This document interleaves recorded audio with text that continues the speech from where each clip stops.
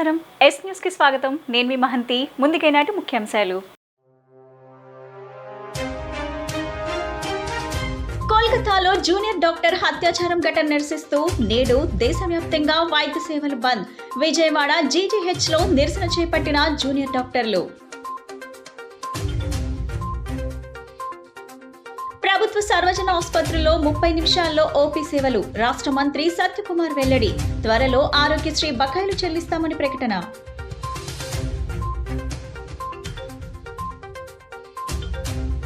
ఘనంగా ఏపీయూడబ్ల్యూజే 68వ వ్యవస్థాపక దినోత్సవ వేడుకలు ఏపీయూడబ్ల్యూజే ఉద్యమాల ఫలితంగానే జర్నలిస్టుల హక్కులు సాధ్యమయ్యాయంటూ పేర్కొన్న యూనియన్ నేతలు ఉత్తమ హీరో రిషబ్ శెట్టి ఉత్తమ హీరోయిన్లు నిత్యా మీనన్ మానసి పరేఖ్ ఉత్తమ చిత్రం మలయాళం మూవీ అట్టం ఉత్తమ ప్రాంతీయ తెలుగు చిత్రం కార్తికేయ 2 జాతీయ చలనచిత్ర పురస్కారాల ప్రకటన 2 రోజుల పర్యటన నిమిత్తం ఢిల్లీ చేరుకున్న ఆంధ్రప్రదేశ్ ముఖ్యమంత్రి నారా చంద్రబాబు నాయుడు బిజీగా గడుపుతున్నారు. నేడు ప్రధాని నరేంద్ర మోడీతో పాటు కేంద్ర మంత్రులతో సమావేశం కానున్నారు. కాగా ఈ రోజు సాయంత్రం 4:30 గంటలకు ప్రధాని మోడీతో భేటీ కానున్న ఆయన సాయంత్రం 6 గంటలకు కేంద్ర ఆర్థిక శాఖ మంత్రి నిర్మలా సీతారామన్తో సమావేశం కానున్నారు. ఇక రాత్రి 7 గంటలకు కేంద్ర హోంశాఖ మంత్రి అమిత్ షాతో భేటీ కానున్నారు సీఎం చంద్రబాబు నాయుడు. ఇక తొలి రోజు కేంద్ర జలశక్తి మంత్రి సిఆర్ పాటిల్తో భేటీ అయ్యారు ముఖ్యమంత్రి నారా చంద్రబాబు నాయుడు. కేంద్ర జలశక్తి మంత్రి, ఏపీ ముఖ్యమంత్రి, కేంద్ర జల సంఘం, జలశక్తి మంత్రిత్వ శాఖ కార్యదర్శి, ఇతర ఉన్నతాధికారులు, ఏపీ ఉన్నతాధికారులు గంటకు పైగా సమావేశమయ్యారు. సత్వరమే పోలవరం నిర్మాణ పనులను ప్రారంభించేందుకు అనుసరించాల్సిన కార్యాచరణపై చర్చలు జరిగాయి. కొత్తగా పెరిగిన నిర్మాణ పనులను ప్రస్తుతం నిర్మాణ పనులను చేస్తున్న నిర్మాణ సంస్థకే ఇవ్వాలని నిర్ణయానికి వచ్చారు. కోల్కతాలో డాక్టర్పై హత్యాచారం ఘటనను నిరసిస్తూ విజయవాడ జూనియర్ డాక్టర్లు ఆందోళన చేపట్టారు. విజయవాడ ప్రభుత్వాసుపత్రిలో విధులను బహిష్కరించారు జూనియర్ డాక్టర్లు. దాంతో నేడు ఓపీ సేవలు పూర్తిగా నిలిచిపోయాయి. అత్యవసర సేవలకు మాత్రమే ఇందులో మినహాయింపు ఉంది. అయితే ఈ జూనియర్ డాక్టర్ల నిరసనకు మద్దతు పలికింది ఇండియన్ మెడికల్ అసోసియేషన్. కేంద్రం వైద్యుల రక్షణ కోసం కఠినమైన చట్టాలను అమలు చేయాలని డాక్టర్లు డిమాండ్ చేస్తున్నారు.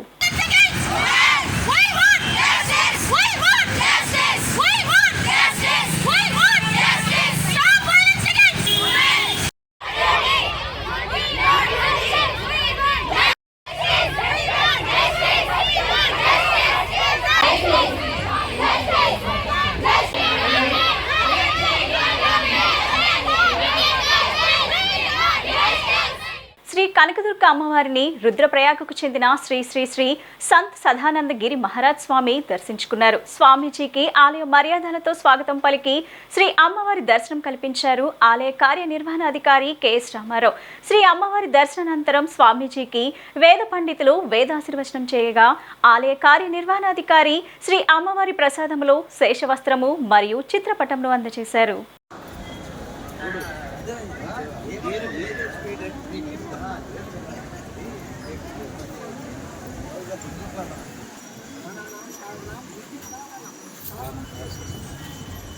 One second.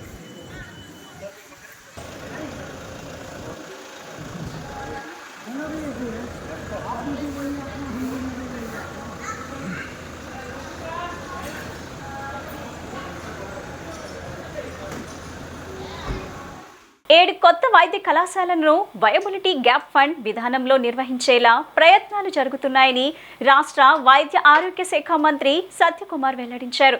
వైకాపా పాలనలో 3 దశల్లో ప్రారంభించిన కళాశాల నిర్మాణాలకు సంబంధించి గుత్తేదారులకు భారీ ఎత్తున బిల్లులు పెండింగ్లో ఉన్నాయని తెలిపారు. వైద్య ఆరోగ్య శాఖలో 25,000 వరకు పోస్టులు ఖాళీగా ఉన్నాయన్నారు. సచివాలయంలో శుక్రవారం విలేకరుల సమావేశంలో మాట్లాడారు. గత 5 ఏళ్ల వైకాపా పాలనలో ఒక వైద్య కళాశాలను కూడా పూర్తి స్థాయిలో నిర్మించలేదని విమర్శించారు. కిందటి విద్యా సంవత్సరంలో ప్రారంభమైన 5 వైద్య కళాశాలలో ద్వితీయ సంవత్సరం తరగతుల నిర్వహణ, పెరిగే విద్యార్థుల సంఖ్యకు తగ్గట్లు ఫ్యాకల్టీ నియామకాలు పూర్తి కాలేదన్నారు. హాస్టళ్ల ఏర్పాటులోనూ సమస్యలు ఉన్నాయని తెలిపారు. ఈ విద్యా సంవత్సరంలో ప్రవేశాల నిర్వహణకు ఎన్ఎంసీ నుంచి అనుమతులు ఇంకా రాలేదన్నారు. పులివెందుల వైద్య కళాశాలలో అండర్ టేకింగ్ దీంతో తరగతుల ప్రారంభానికి ఎన్ఎంసీ అనుమతిస్తామని చెప్పినప్పటికీ అక్కడ ఇంకా 48% వరకు ఫ్యాకల్టీ కొరత ఉందన్నారు. 380 మంది వైద్య బోధకుల నియామకాలకు చర్యలు తీసుకుంటున్నామన్నారు. వైకాపా పాలనలో 3 దశల్లో ప్రారంభించిన కళాశాల నిర్మాణాలకు సంబంధించి గుత్తేదారులకు భారీ ఎత్తున బిల్లులు పెండింగ్ లో ఉన్నాయని తెలిపారు. వైద్య ఆరోగ్య శాఖలో 25,000 వరకు పోస్టులు ఖాళీగా ఉన్నాయన్నారు. ఆరోగ్యశ్రీ అనుబంధ ప్రైవేట్ ఆసుపత్రులకు తాజాగా 200 కోట్ల బకాయిలు విడుదల చేశామని సత్యకుమార్ వెల్లడించారు. మరో 300 కోట్లు త్వరలో విడుదల చేస్తామన్నారు. ఆసుపత్రులకు 2,500 కోట్ల బిల్లులు పెండింగ్ లో ఉండగా ఎన్డీఏ ప్రభుత్వం అధికారంలోకి వచ్చాక ఇప్పటి వరకు 662 కోట్లను విడుదల చేసిందని చెప్పారు. ఆసుపత్రుల సంఘం ప్రతినిధులతో తాను సమావేశమైనప్పుడు ప్రభుత్వం తీసుకుంటున్న చర్యల పట్ల వారు సంతృప్తి వ్యక్తం చేశారన్నారు. ప్రతి నెల చెల్లింపులు జరపాలని కోరారని అందుకు అనుగుణంగా చర్యలు తీసుకునే ప్రయత్నం చేస్తామన్నారు. రోగులకు అందించే చికిత్సకు ఎటువంటి అవరోధం లేదన్నారు. వైబిలిటీ గ్యాప్ ఫండ్ కింద నిర్దేశిత ప్రాజెక్టు వ్యయంలో 30% నుంచి 40% మొత్తాన్ని కేంద్ర ప్రభుత్వం భర్తిస్తుంది. మరో 30% వరకు రాష్ట్ర ప్రభుత్వం సమకూరుస్తుంది. మిగిలిన మొత్తాన్ని పీపీపీ విధానంలో ముందుకొచ్చే సంస్థ పెట్టుబడి పెడుతుంది. కళాశాల నిర్వహణ పూర్తిగా ప్రైవేట్ సంస్థ ద్వారానే జరుగుతుంది. 2025-26 విద్యా సంవత్సరంలో ఏర్పాటు చేయాలనుకుంటున్న 7 ప్రభుత్వ వైద్య కళాశాలలకు ఈ విధానాన్ని వర్తింపచేయాలని రాష్ట్ర ప్రభుత్వం భావిస్తుంది. రాష్ట్ర ప్రభుత్వం ఇప్పటికే కళాశాల నిర్మాణాల చేపట్టినందున వీజీఎఫ్ కింద నిధులు సమకూరాల్సిన అవసరం ఉండకపోవచ్చునని మంత్రి వెల్లడించారు. ఉన్న కొరతలు మౌలిక సదుపాయాల్లో కానీ లేదా డయాగ్నోస్టిక్ ఎక్విప్మెంట్లో కానీ లేదా మ్యాన్ పవర్ సిబ్బంది అనేక స్థాయిల్లో కొరతల గురించి చర్చిస్తూనే ఏ రకంగా ఇప్పుడున్న పరిమితులతో కూడిన వ్యవస్థతోనే మెరుగైన వైద్య సదుపాయాలు అందించవచ్చు, మన పనితీరును మెరుగు చేసుకోవచ్చు, ప్రజల్లో అవగాహన కల్పించవచ్చు, తద్వారా ప్రజల సంతృప్తి సాటిస్ఫాక్టరీ లెవెల్స్ని పెంచవచ్చు అనే విషయం మీద ఒక రోజుపాటు పూర్తిగా చర్చించడం జరిగింది. ఈ సందర్భంగా అనేక విషయాలు దృష్టికి వచ్చాయి. ఒకటి, సిబ్బంది కొరత. దాదాపు 11,000 మంది డాక్టర్లు అవసరం ఉంటే 3,100 డాక్టర్ల కొరత ఉంది. డయాగ్నోస్టిక్ ఎక్విప్మెంట్ లేదు, ఉన్నా పని చేయట్లేదు, పని చేస్తున్న వాటికి రీఏజెంట్స్ లేవు. అదేవిధంగా కింది స్థాయిలో ఎంఎన్ఓలు ఎఫ్ఎన్ఓల పనితీరు కొరత ఒకవైపు, పనితీరు స్ట్రెచ్చర్లు పనిచేయట్లేదు, వీల్ చైర్లు పనిచేయట్లేదు, పనిచేసిన రోగులకు అందుబాటులో ఎంఎన్ఓలు ఉండరు, సెక్యూరిటీ పరమైన ఇబ్బందులు ఉన్నాయి, శానిటేషన్ పరమైన ఇబ్బందులు ఉన్నాయి. గతంలో శానిటేషన్ సెక్యూరిటీ చూస్తున్న ఏజెన్సీలు అనేక నెలలుగా అవుట్సోర్సింగ్ ఎంప్లాయీస్కి జీతాలు ఇవ్వడం లేదు. ఇటువంటి పరిస్థితుల్లో ఎలాగ మెరుగుపరుచుకోవాలి? చాలా చోట్ల వైరింగ్ కాలిపోయింది. చట్టాన్ని అతిక్రమించి నాటి సీఎం జగన్ మెప్పు కోసం అప్పటి ఎంపీ రఘురామకృష్ణరాజును దారుణంగా కొట్టి వీడియోలు తీసి పైశాచికానందం పొందిన ఐపీఎస్ అధికారిని వీఆర్ఓలో పెట్టడం తప్ప, గ్రూప్ 1 మెరిట్ ఉద్యోగుల జీవితాలతో ఆడుకున్న ఐఏఎస్ అధికారిని వీఆర్లో పెట్టడం తప్ప, భార్యాభర్తల గొడవలో కూడా డబ్బుల కోసం ఎఫ్ఐఆర్ కట్టిన వ్యక్తిని వీఆర్ పెట్టడం తప్ప, ఈ అధికారులు బెంగళూరుకు వెళ్లేది జగన్ను కలవడానికి కాదా అని తెదేపా పొలిట్ బ్యూరో సభ్యుడు వర్ల రామయ్య ప్రశ్నించారు. శుక్రవారం మంగళగిరిలోని తెదేపా కేంద్ర కార్యాలయంలో ఆయన విలేకరులతో మాట్లాడారు. వైకాపా ప్రభుత్వ హయాంలో 170 మంది పోలీస్ అధికారులను ఏళ్ల తరబడి వీఆర్ఓలు ఉంచినప్పుడు ఎందుకు మాట్లాడలేదు? 15వ స్థానంలో ఉన్న అధికారిని డీసీపీని చేసినప్పుడు ఎందుకు ప్రశ్నించలేదు? నేడు కలంకిత అధికారుల కోసం ఎందుకు గగ్గోలు పెడుతున్నారని నిలదీశారు. వీఆర్ఓలో ఉన్న అధికారులు బెంగళూరు, హైదరాబాద్, చెన్నై ఎందుకు వెళ్తున్నారు? ఇలాంటి అధికారులపై డీసీపీ చర్యలు తీసుకోవాలని అన్నారు. జగన్మోహన్ రెడ్డి గారు మొన్నటి వరకు పాపం ఈ రాష్ట్రానికి ముఖ్యమంత్రిగా పనిచేశారు. ప్రజా ఆగ్రహానికి గురై అంతకుముందు 151 సీట్లు గెలుచుకున్న వ్యక్తి 11 సీట్లు మధ్యలో 5 ఎగిరిపోయింది, 11 సీట్లకు పరిమితం అయ్యాడు. పూర్తిగా అర్థమైంది ఆయనకి, ప్రజలు నా పైన ఆగ్రహాన్ని చూపారు, నా అవినీతి పరిపాలన అంగీకరించలేదు అనేది కొంతవరకు అర్థమైంది. అయినా కూడా ఆయన సాక్షి పత్రికకి, సాక్షి పేపర్కి, ఛానల్కి ఏం అర్థం అవట్లా. దయ్యాలు వేదాలు వల్లించినట్లుగా వాళ్ళ పత్రికలో వ్రాస్తున్నారు, వాళ్ళ ఛానల్లో చూపిస్తున్నారు. ఈరోజు వ్రాస్తారు ఐఏఎస్ ఐపీఎస్ ఆత్మగౌరవంపై ఆటవిక దాడి. That was the heading. IAS IPS ఆత్మగౌరవంపై ఆటవిక దాడి. ఎవరు ఈ ఐఏఎస్ ఐపీఎస్ ఆఫీసర్లు? వాళ్ళ ఆత్మవిశ్వాసంపై ఆత్మగౌరవంపై ఆటవిక దాడి ఎందుకు చేశారు, ఎవరు చేశారు, ఇది మనం విశ్లేషించాలి. వైఎస్ఆర్సీపీ నేత దేవినేని అవినాష్ కు శంషాబాద్ విమానాశ్రయంలో చుక్కెదురైంది. హైదరాబాద్ నుంచి దుబాయ్ వెళ్లేందుకు యత్నించగా మంగళగిరి పోలీసులకు ఎయిర్పోర్ట్ అధికారులు సమాచారం ఇచ్చారు. అవినాష్ పై కేసులు ఉన్నందున ప్రయాణానికి అనుమతి ఇవ్వొద్దని పోలీసులు విజ్ఞప్తి చేశారు. విదేశాలకు వెళ్తుంటే తనను విమానాశ్రయంలో పోలీసులు అడ్డుకున్నారంటూ జరుగుతున్న ప్రచారాన్ని విజయవాడ తూర్పు నియోజకవర్గం వైకాపా ఇన్ఛార్జ్ దేవినేని అవినాష్ ఖండించారు. ఈ మేరకు శుక్రవారం వీడియోను విడుదల చేశారు. విదేశాలకు పారిపోవలసిన కర్మ తనకు పట్టలేదన్నారు. 2 నెలలుగా గుణదల్లోని వైకాపా నియోజకవర్గ కార్యాలయంలో ప్రజలకు అందుబాటులో ఉన్నట్లు తెలిపారు. తాను తప్పు చేశానని కోర్టు తీర్పు ఇస్తే దాన్ని స్వీకరించడానికి సిద్ధంగా ఉన్నానని తెలిపారు. తప్పుడు కేసులకు భయపడి పారిపోయే ప్రసక్తే లేదన్నారు. తప్పుడు ప్రచారాలను వైకాపా కార్యకర్తలు నమ్మవద్దని సూచించారు. గుంటూరు జిల్లా మంగళగిరిలోని తెలుగుదేశం పార్టీ కేంద్ర కార్యాలయంపై దాడి కేసులో పోలీసులు నమోదు చేసిన ఎఫ్ఐఆర్లో దేవినేని అవినాష్ సహా పలువురు వైఎస్ఆర్సీపీ నేతల పేర్లు ఉన్నాయి. దాడి కేసులోని వైఎస్ఆర్సీపీ నేతలు విదేశాలకు వెళ్లకుండా పోలీసులు ముందస్తు చర్యలు చేపట్టారు. ఈ కేసులో అవినాష్ ను ముందస్తు అరెస్టు చేయకుండా ఉండేందుకు హైకోర్టును ఆశ్రయించారు. ఈ కేసుకు సంబంధించిన వాదనలు తుది దశకు చేరుకున్న నేపథ్యంలో దుబాయ్కి వెళ్లేందుకు ఆయన యత్నించారు. దీంతో శంషాబాద్ ఎయిర్పోర్ట్ కు చేరుకున్న అవినాష్ ను ఇమిగ్రేషన్ అధికారులు అడ్డుకున్నారు. వెంటనే విమానాశ్రయ అధికారులు మంగళగిరి గ్రామీణ పోలీసులకు సమాచారం అందించారు. దేవినేని అవినాష్ పై ఎఫ్ఐఆర్ ఉందని, అతనిని అడ్డుకోవాలని మంగళగిరి పోలీసులు విమానాశ్రయ అధికారులకు చెప్పడంతో దుబాయ్ వెళ్లకుండా అడ్డుకున్నారు. ఇక చేసేదేమీ లేక అవినాష్ అక్కడి నుంచి వెనుతిరిగారు. కొన్ని మీడియా ఛానల్స్లో, అదేవిధంగా పని పాట లేని తెలుగుదేశం పార్టీ సోషల్ మీడియాలో నేనేదో పారిపోవటానికి ప్రయత్నించానని చెప్పని అసత్య ప్రచారాలు ఈరోజు ఉదయం నుంచి గారా ప్రచారం చేస్తాం జరుగుతుంది. ఈరోజు పారిపోవాల్సిన అవసరం కానివ్వండి, పారిపోవాల్సిన కర్మ కానివ్వండి నాకేమీ లేదు, అలాంటి అవసరం గారా నాకు లేదని చెప్పి ఈరోజు ఈ యొక్క మీడియా ద్వారా మీ అందరికీ చెప్పాల్సింది.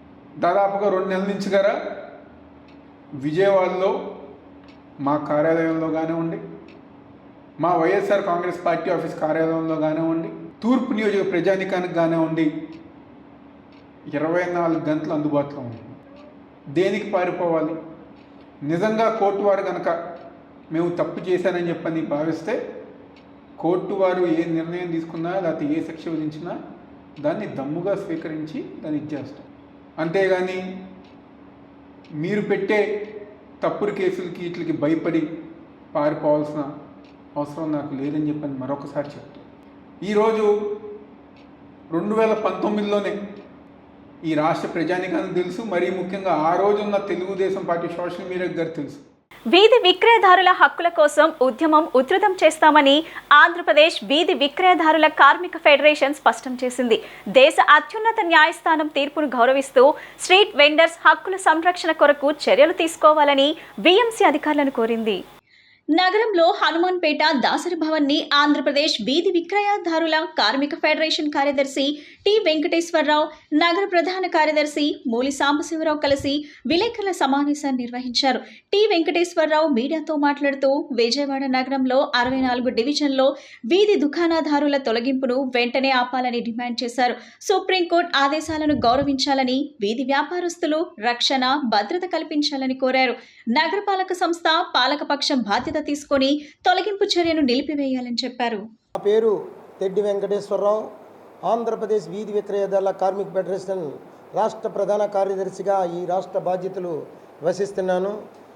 నేడు ఈ విజయవాడ మున్సిపల్ కార్పొరేషన్ వారు ఎవరైతే మున్సిపల్ యంత్రాంగం కానీ పోలీస్ యంత్రాంగం ఎవరైతే ఉన్నారో, గతంలో ఏదైతే మున్సిపల్ చట్టం 1955 చట్ట ప్రకారంగా అనేక్రాంతమైన విధానంపై బేస్ చేసుకొని ఈరోజు వీధి విక్రయదారులపై విరుచుకుపడి నిరుద్యోగులుగా నిలిపేసి ఉన్న జీవితాల్ని తొలగించేస్తున్నారు. అసలు దీన్ని తొలగించకూడదనే ప్రధాన బాధ్యుడిగా మున్సిపల్ కమిషనర్ గారిని ఈ టౌన్ వెండింగ్ అనే కమిటీ చైర్మన్గా నిర్మించడం జరిగింది. వీధి విక్రయదారుల చట్ట ప్రకారంగా ఆయన ప్రధాన బాధ్యుడిగా టౌన్ వెండింగ్ కమిటీ చైర్మన్గా ప్రధాన బాధ్యుడిగా ఏర్పాటు చేయడం జరిగింది. 2013లో స్టార్ట్ అయిన నేటికి 11 సంవత్సరాలు అయింది. విజయవాడ నగరంలో 1,50,000 మంది ఉన్నారు. ఈ 1,50,000 మందికి కూడా జీవనోపాధి కల్పించడంలో మున్సిపల్ యంత్రాంగం కానీ, పోలీస్ యంత్రాంగం కానీ, టౌన్ ప్లానింగ్ వాళ్ళు కానీ, పబ్లిక్ హెల్త్ డిపార్ట్మెంట్ కానీ మొత్తం అదర్ 60% అధికారులు కూడా విఫలమయ్యారు. ఈ విఫలమవడమే కాకుండా ఉన్న చట్టాన్ని దిగమింగుతూ ఇక్కడున్న రాజకీయ యంత్రాంగానికి వాళ్ళకి మడుగులు ఎత్తుతున్నారు. అతిక్రమణలు, ఆక్రమణలు అనే పేరుతోటి నోటీసులు ఇచ్చి ఇదివరకు తొలగింపు అనేది గతంలో జరిగేది. ఇప్పుడు 2013 చట్టం ప్రకారం 2014 నుంచి సుప్రీంకోర్టు ఆదేశాల మేరకు ఈ నగరాల్లో మున్సిపాలిటీల్లో ఉన్న వీధి విక్రయదారులతో కూడిన ఒక కమిటీ అనేది నగరంలో ఏర్పాటు చేయాలని, ఆ నగరంలో ఉన్న కమిటీలో 60% మంది అధికారులు మున్సిపల్, అలాగే పోలీస్ డిపార్ట్మెంటు, హెల్త్ డిపార్ట్మెంటు, అనేక రకాలైన డిపార్ట్మెంట్లకు సంబంధించిన అధికారులు 60%, ఒక 40% మంది ఈ వీధి విక్రయదారుల కమిటీల నుంచి ఎంపిక చేసిన కమిటీ ద్వారాగా ఈ వ్యాపారం చేసుకునే ఏరియాల్ని జోన్లుగా ప్రకటించి రెడ్ జోన్ అని, గ్రీన్ జోన్ అని, ఫ్రీ జోన్ అని ఈ రకంగా జోన్లుగా విడగొడతారు. Andhra Pradesh union of working journalist 68వ వ్యవస్థాపక దినోత్సవం వేడుకలు విజయవాడలో ఘనంగా జరిగాయి. గాంధీనగర్లోని press club Andhra Pradesh union of working journalist నేతలు యూనియన్ పతాకం ఎగరవేసి శుభాకాంక్షలు తెలియజేశారు. సీనియర్ జర్నలిస్ట్ మాణికొండ చలపతిరావు 67వ సంవత్సరాల క్రితం ఏపీయూడబ్ల్యూజేని స్థాపించడం జరిగిందని గుర్తు చేశారు. యూనియన్ పోరాడి సాధించుకున్న హక్కుల ఫలితమే నేడు జర్నలిస్టులకు అందుతున్న సంక్షేమ పథకాలను తెలియజేశారు. జర్నలిస్టుల భద్రత, సంక్షేమంపై మరింత దృష్టి సారించాల్సిన అవసరం రానున్న కాలంలో ఉందని గుర్తు చేశారు. భారతదేశంలో జర్నలిస్టుల సంక్షేమం కోసం పాటుపడ్డ సంస్థ ఏపీడబ్ల్యూజే ఈ రోజుతో 67 సంవత్సరాలు పూర్తి చేసుకుని 68వ సంవత్సరంలోకి అడుగు పెడుతున్న సంస్థ ఏపీడబ్ల్యూజే. వర్కింగ్ జర్నలిస్టు యూనియన్గా పెద్దలు గౌరవశ్రీ మాణికొండ చలపతిరావు గారి ఆధ్వర్యంలో 67 సంవత్సరాల క్రితం ఆవిర్భవించిన సంస్థ ఏపీడబ్ల్యూజే. ఈరోజు జర్నలిస్టులు ఏవైతే సౌకర్యాలు రాష్ట్ర ప్రభుత్వాలు కొనసాగిస్తూ ఉన్నాయో అవన్నీ కూడా Andhra Pradesh union of working journalist ఆధ్వర్యంలో ఉద్యమాల ద్వారా రాష్ట్ర ప్రభుత్వాల దగ్గర, అదేవిధంగా కేంద్ర ప్రభుత్వాల వద్ద మనం సాధించిన ఘన విజయాలు. ఉమ్మడి ఆంధ్రప్రదేశ్ని ఆదర్శంగా తీసుకుని ఇతర రాష్ట్రాలు కూడా జర్నలిస్టుల సంక్షేమం కోసం ఏపీడబ్ల్యూజే ఆ రోజు కొనసాగించిన ఉద్యమాలు, ప్రభుత్వాల వద్ద జర్నలిస్టుల సంక్షేమం కోసం తీసుకొచ్చిన సంక్షేమ పథకాలను ఇతర రాష్ట్రాలు ఆదర్శంగా తీసుకుని ఆయా రాష్ట్రాల్లో వాటిని అమలుపరుస్తూ ముందుకు పోతున్న పరిస్థితి.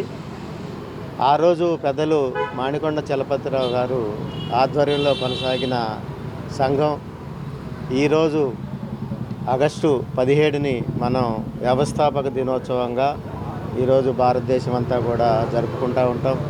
ప్రధానంగా ఉమ్మడి రాష్ట్రంలో ప్రతి డివిజన్ కేంద్రంలోనూ, జిల్లా కేంద్రంలోనూ ఏపీడబ్ల్యూజే యొక్క వ్యవస్థాపక దినోత్సవ కార్యక్రమం కొనసాగిస్తా ఉన్నాం. జాతీయ చలనచిత్ర పురస్కారాలను కేంద్రం శుక్రవారం ప్రకటించింది.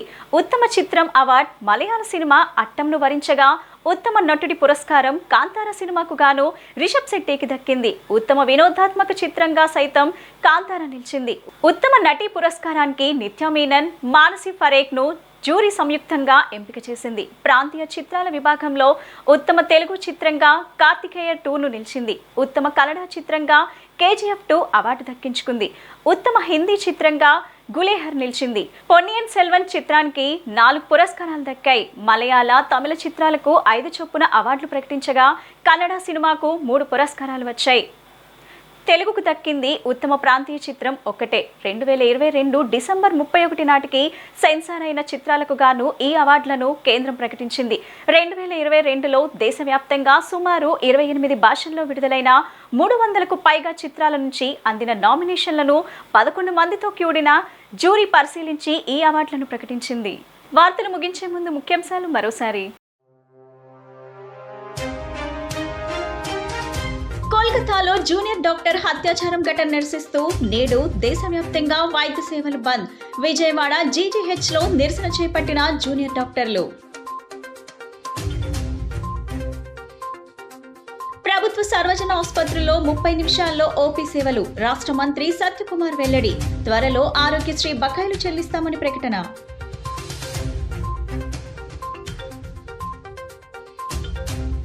ఘనంగా ఏపీయూడబ్ల్యూజే 68వ వ్యవస్థాపక దినోత్సవ వేడుకలు. ఏపీయూడబ్ల్యూజే ఉద్యమాల ఫలితంగానే జర్నలిస్టుల హక్కులు సాధ్యమయ్యాయంటూ పేర్కొన్న యూనియన్ నేతలు. ఉత్తమ హీరో రిషబ్ శెట్టి, ఉత్తమ హీరోయిన్లు నిత్యా మీనన్, మానసి పరేఖ్. ఉత్తమ చిత్రం మలయాళం మూవీ అట్టం. ఉత్తమ ప్రాంతీయ తెలుగు చిత్రం కార్తికేయ 2. జాతీయ చలనచిత్ర పురస్కారాల ప్రకటన. ఈ బులెటిన్ ఇంతటితో సమాప్తం. తిరిగి మరో బులెటిన్ కలుద్దాం. నమస్కారం.